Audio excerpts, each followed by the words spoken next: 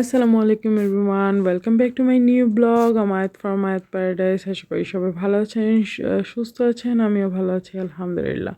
পিঠা তো আমরা সবাই খাই, কিন্তু অ্যাকচুয়ালি পিঠা হচ্ছে গিয়ে বানানো অনেক কঠিন দেখে আমরা হচ্ছে গিয়ে সব সময় পিঠা বানাতে পারি না। এই জন্য আজকে আমি ভাবলাম যে আপনাদের একটা পিঠার একটা সহজ রেসিপি দেখাবো, যেটা বানানো একদমই সোজা, একদমই সহজ, আর ঘরোয়া সব উপকরণ দিয়েই হয়ে যাবে। এখানে দেখতেছেন বেসিক্যালি আমি এই পিঠাটা হচ্ছে গিয়ে কলার পিঠা বা তেলের পিঠা, আপনারা যেটাই বলেন, যে যেটাই বলে। তো কলার পিঠাটা বানানোর জন্য কি কি নিয়ে নিয়েছিলাম, এখানে নিয়ে নিয়েছিলাম কলা, তারপর পরিমাণ মতো চিনি, 2টা ডিম, আর হচ্ছে গিয়ে ময়দা। এগুলো সব হচ্ছে গিয়ে আমি একসাথে আর কি মিশ্রণটা তৈরি করে নিব, সব হচ্ছে গিয়ে মেখে নিব।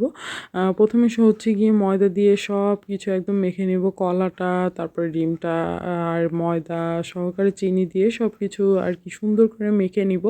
মেখে নিয়ে হচ্ছে গিয়ে মেখে নেওয়ার পরও হচ্ছে গিয়ে এরপরও হচ্ছে গিয়ে আমি অল্প অল্প করে পানি দিব, আর হচ্ছে গিয়ে ভালো মতো মিশ্রণটিকে আগে তৈরি করে নিব। তারপরে হচ্ছে গিয়ে অ্যাকচুয়ালি এই মিশ্রণটা হচ্ছে গিয়ে যতটা সফট হবে পিঠাটাও আপনার ততটা সফট হবে। তো অনেকজন হচ্ছে গিয়ে স্বাদ বাড়ানোর জন্য মিঠাই ইউজ করে, নারিকেল ইউজ করে, তারপর হচ্ছে গিয়ে বেকিং পাউডার ইউজ করে। বেকিং পাউডারটা দিলে হচ্ছে গিয়ে পিঠাটা অনেক সফট হয়। তো আমার সেদিন বাসায় হচ্ছে গিয়ে বেকিং পাউডার ছিল না, তো যা ছিল আমার খুবই পিঠা খেতে মন চাচ্ছিল, তো ভাবলাম যে হচ্ছে গিয়ে পিঠা আর কি বানাবো, যেহেতু আপনাদের সাথে ব্লগটাও শেয়ার করে ফেলি যে যে আমি সহজভাবে কিভাবে পিঠাটা বানাই। তবে পিঠাটার স্বাদ একটু বাড়ানোর জন্য আপনি অল্প একটু পরিমাণ মতো লবণ ইউজ করতে পারেন, চাইলে নাও ইউজ করতে পারেন। অ্যাকচুয়ালি আমি একটু স্বাদের জন্য আর কি লবণ ইউজ করেছি। লবণের পরিমাণটা একদম 1 চিমটি আর কি স্বাদের জন্য মানুষ ইউজ করে থাকে। তো এই যে দেখতেছেন আমি পিঠার একদম ব্যাটারটা একদমই আমার আমার হচ্ছে গিয়ে একদম তৈরি হয়ে গিয়েছে। তবে এই পিঠাটা চাইলে আপনি আটা দিয়েও আর কি আপনি পিঠাটা বানাতে পারেন, কোনো সমস্যা নেই। আটাটার চাইতে ময়দাটা একটু সামান্য আর কি মজা হয়। বেসিক্যালি স্বাদের মধ্যে কোনো পার্থক্য নেই যদি ভালো মতো অ্যাকচুয়ালি বানানো যায়। এরপরে হচ্ছে গিয়ে আমি পিঠার আর কি বাটাটা বানিয়ে আর কি রেখে দিয়েছিলাম 10 মিনিট। এরপরে হচ্ছে গিয়ে একটা কড়াইতে হচ্ছে গিয়ে তেল নিয়ে নিয়েছিলাম পরিমাণ মতো। এরপর গোল গোল করে পিঠাগুলো একদম ঢেলে দিয়েছিলাম তেলের মতো। একদম সহজভাবে একদম মিনিমাম সময়ে আপনি এটা আর কি বাসায় আর কি বসেই বানিয়ে ফেলতে পারবেন। খুব কম উপকরণ দিয়ে আপনার কোনো আর কি হ্যাসেলের কোনো প্রয়োজন হবে না, একদম সহজভাবে। আর পিঠাটা কিন্তু খেতে অ্যাকচুয়ালি একদম দারুণ হয়, খুবই মজা লাগে একদম। আমরা যেভাবে অ্যাকচুয়ালি বড়া, আমরা এটাকে হচ্ছে গিয়ে কলার বড়া পিঠা বলি, অনেকজন তেলের পিঠা বলে, আবার অনেকজন পোয়া পিঠাও বলে।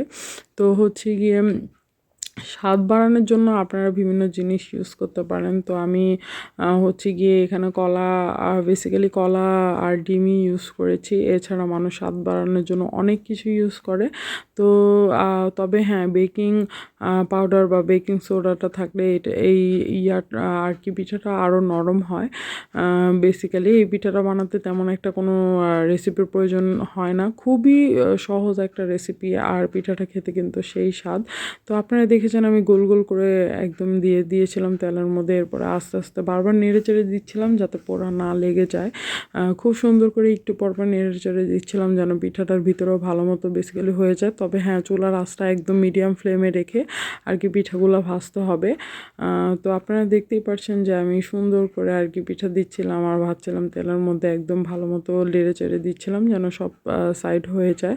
তবে এই পিঠার একটা ধরন হচ্ছে কি, আপনার তেলটা যখন গরম হয়ে যাবে পিঠাটা দেখবেন পুড়ে যেতে যাবে। তো সেই ক্ষেত্রে আপনি খেয়াল রাখতে হবে, যখন হালকা হালকা লাল হবে তখন হচ্ছে গিয়ে চুলার আঁচটা একদমই হচ্ছে গিয়ে কম করে দিয়ে আস্তে আস্তে ভেজে নেবেন। কারণ হচ্ছে গিয়ে ভিতরে যেহেতু আমরা গোল গোল করে দিব, যেহেতু ভিতরে হওয়ার একটা ব্যাপার স্যাপার থেকে যায়, এর জন্য অল্প আঁচেই আর কি পিঠাটাকে সুন্দর করে ভাজবো। তো আমার এক খোলা পিঠা একদমই ভাজা হয়ে গিয়েছিল, তো আমি এটা দিয়ে আর কি তুলে ফেলছিলাম। এটা দিয়ে তুলে ফেললে হয় কি, তেলটা অ্যাকচুয়ালি পড়ে যায়, তেলটা আর লেগে থাকে না, পিঠাটাও সুন্দরভাবে উঠে যায়। তো আমি হচ্ছে গিয়ে অ্যাকচুয়ালি নামটা ভুলে গেছি, এটা দিয়ে তুলে নিচ্ছিলাম।